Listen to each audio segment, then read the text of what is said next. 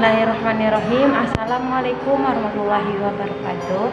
Perkenalkan, nama saya Ayu Andira, Prodi S1 Kebidanan dengan NIM 2021E1D005. Pada video kali ini, saya akan melakukan konseling infertilitas bersama teman saya, namanya Diri Sri Utami.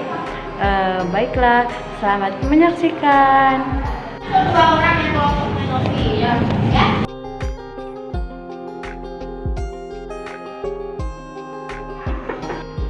Iya, silakan masuk. Bismillahirrahmanirrahim. Assalamualaikum warahmatullahi wabarakatuh. Waalaikumsalam warahmatullahi wabarakatuh. Selamat pagi, Mbak. Pagi, Bu. Perkenalkan, nama saya Bidan Ayu yang bertugas pada pagi hari ini. Kalau boleh tahu, nama Mbaknya siapa? Mbak Dini. Iya, Mbak Dini. Ada yang bisa saya bantu, Mbak Dini? Jadi gini, Bu, saya ingin mengetahui apa sih itu faktor-faktor yang mempengaruhi ketidaksuburan pada seorang laki-laki. Oh, begitu. Nah, Mbak Dini, sebelum saya sedikit nanti akan memaparkan tentang ketidaksuburan, saya izin dulu kepada Mbak Dini sekitar 15 menit.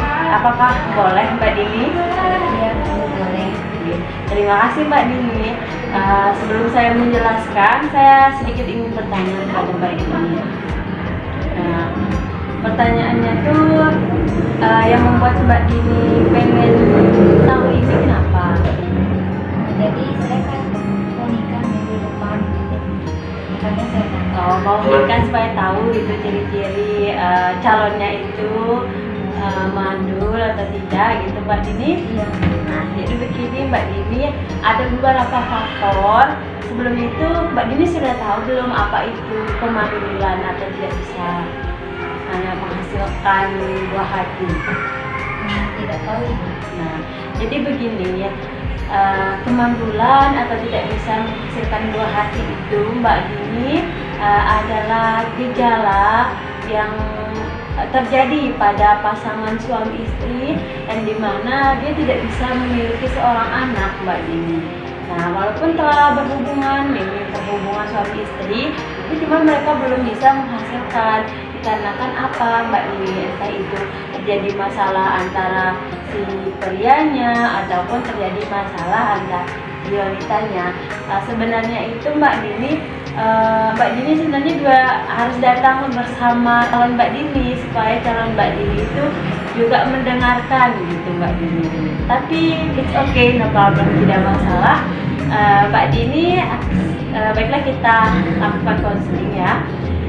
Jadi begini, Mbak Dini, ada beberapa faktor yang menyebabkan pria tersebut tidak bisa menghasilkan buah hati atau kita bilang mandul, Mbak Dini. Yang pertama, dapat kita lihat dengan spermanya, Mbak Dini. Tahu sperma, Mbak Dini? Tidak tahu. Nah, jadi sperma itu, Mbak Dini, adalah cairan atau apa ya? Cairan yang keluar dari organ reproduksi pria, Mbak Dini. Sperma itu yang akan nanti menuju ke induk telur Mbak Dini sehingga bisa menghasilkan pembuahan. Nah, sperma itu, Mbak Dini, tidak hanya keluar beberapa saja, akan tetapi ada minimalnya, Mbak Dini. Nah, minimal sperma yang dihasilkan itu sekitar 2 mili, Mbak Dini. 2 mili itu berapa? Sekira-kira misalnya nih gelas nih biasanya seperempat lah, Mbak Dini. 4 gelas kecil itu. Nah, intinya dilihat dari situ. Misalnya nih Mbak Dini nanti berhubungan dengan suaminya Mbak Dini, nanti setelah terjadinya hubungan gitu kan, nanti akan keluar yang namanya itu sperma, Mbak Dini. Nah, itu yang kita lihat, spermanya itu keluar banyak atau tidak, mungkin tidak kita lihat ya, tapi dirasakan oleh pria itu sendiri juga, Mbak Dini. Nah, faktor yang kedua, Mbak Dini, dapat kita lihat dari koitusnya. Nah, koitus apa ini koitus, Mbak Dini? Koitus ini adalah proses ejakulasi. proses ejakulasi ini yang kita maksud saat pria sama wanita ini berhubungan suami istri, bisa enggak dia sampai maaf nih Mbak Dini, sampai puas gitu, sampai dia bisa keluar spermanya, sampai si wanitanya merasa puas gitu, bisa tidak? Kita lihat, kita bilangnya durasi dia berhubungan seksual gitu. Perlu diketahui Mbak Dini, durasinya biasanya itu ya 5-10 menitan Mbak Dini biasanya. Nah, ada faktor lain juga Mbak Dini, misalnya nih untuk pria, kalau kita berbicara untuk pria, di organ reproduksinya, di penisnya, kita harus melihat Mbak Dini, kita harus melakukan pemeriksaan apakah organnya ini terjadi penyumbatan, intinya terjadi masalah gitu, misalnya terkena penyakit ataupun bahkan terkena penyakit penular seksual Mbak Dini. Apalagi terkena penyakit penular seksual Mbak Dini, itu akan menjadi penyulit seseorang untuk bisa menghasilkan anak Mbak Dini. Nah, bukan begitu saja, dapat kita lihat dari faktor sederhana Mbak Dini. Misalnya si pria ini sering menggunakan celana ketat.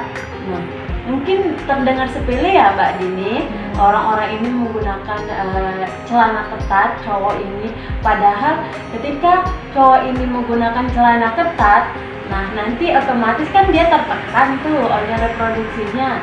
Nah, jadi dia kayak kita bilang nggak bisa bernafas lega lah, luas lah gitu. Nah, oksigennya masuk itu loh Mbak Dini. Jadi sebaiknya Mbak Dini, mumpung masih lama kan, ini ada beberapa minggu lah mau nikahnya, Mbak Dini bisa menyarankan gitu Mbak Dini ke calon suaminya Mbak Dini agar tidak menggunakan celana yang terlalu ngepas ataupun ketat Mbak Dini. Nah, contoh sederhananya juga, si pria ini mandi dengan air yang terlalu panas Mbak Dini. Nah, kita mandi dengan air terlalu dingin juga tidak bagus.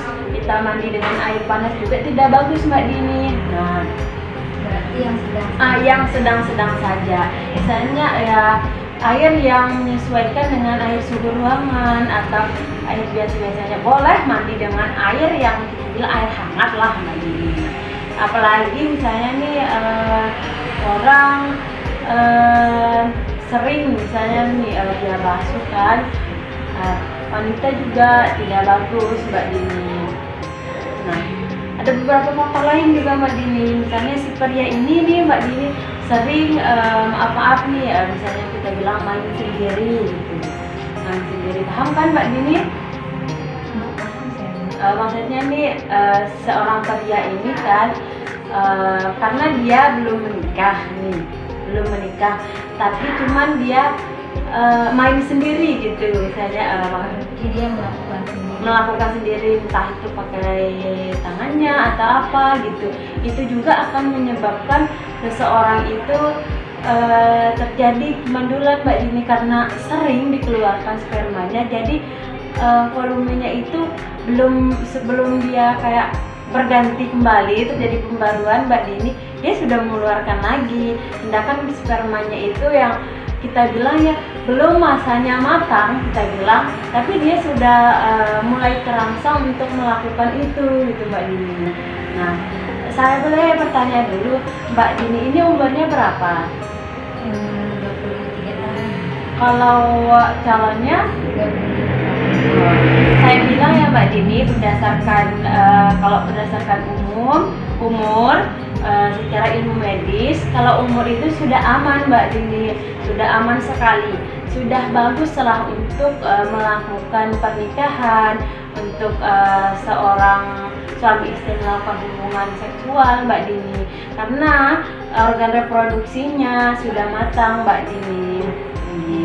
Jadi Mbak Dini, ada yang perlu ditanyakan lagi Mbak Dini? Tidak ada Bu. Oh, tidak ada. Kalau tidak ada, sedikit saya ingin tanyakan kembali Mbak Dini ya. Baik Bu. Tadi Mbak Dini, pria boleh nggak sih pakai celana ketat-ketat? Tidak boleh. Benar sekali Mbak Dini. Kalau mandi itu sebaiknya pakai air hangat atau air panas atau air dingin Mbak Dini? Air yang sedang-sedang. Sedang-sedang, ya benar sekali Mbak Dini. Faktor lainnya seperti apa Mbak Dini? Misalnya nih, berapa mili tadi dilihat dari spermanya? 2 mili. 2 mili. Sudah paham sekali ya Ibu. Nah, ada faktor lain misalnya nih, organ reproduksi prianya ini terjadi penyumpatan atau terkena penyakit lah gitu kita bilang Mbak Dini. Itu bisa menyebabkan seseorang mandel atau tidak? Bisa menyebabkan. Bisa menyebabkan, benar sekali. Nah, yang terakhir nih Mbak Dini. Nah, tadi dilihat tidak misalnya dari durasinya? Dilihat. Ini benar sekali Mbak Dini. Bagus sekali pemahamannya, pendengarannya, berarti didengar baik-baik lah apa yang saya dengarkan tadi. Karena pas saya tanya kembali, Mbak Dini juga merespon dengan baik, Mbak Dini juga mengerti dengan baik apa yang saya jelaskan tadi. Kalau begitu Mbak Dini, tidak ada yang perlu ditanyakan lagi? Tidak ada. Tidak ada. Kalau begitu, terima kasih atas konseling kepercayaan telah datang kepada saya, Mbak Dini. Mbak Dini bisa kembali lagi ke sini nanti kalau Mbak Dini memerlukan bantuan saya, ataupun Mbak Dini bisa datang ke tempat terdekat gitu Mbak Dini. Oke, Mbak Dini. Selebihnya saya mohon maaf apabila saya ada kesalahan gitu Mbak Dini. Oke. Assalamualaikum Mbak Dini, semoga pas program hamilnya itu berhasil ya Mbak Dini. Insyaallah Bu, terima kasih ya Bu.